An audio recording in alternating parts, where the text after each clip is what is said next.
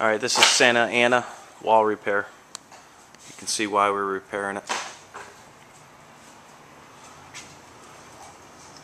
This is what we're going to have to do, is tear it all down, probably 12 feet up, and then a little patchwork at the top as well.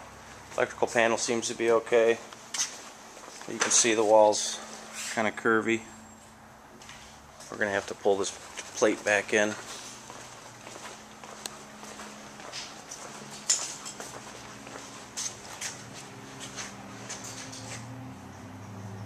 So it has been pushed, but we'll get it back in.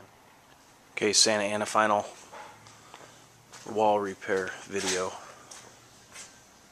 You can see we just did some patchwork down there. We stair-stepped it up as high as we needed to be. Only replaced what we had to. And installed the bumpers.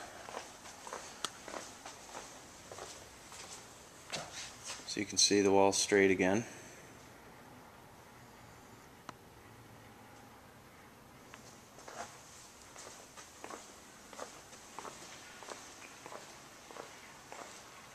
The timer box was ripped off the panel, so I remounted that.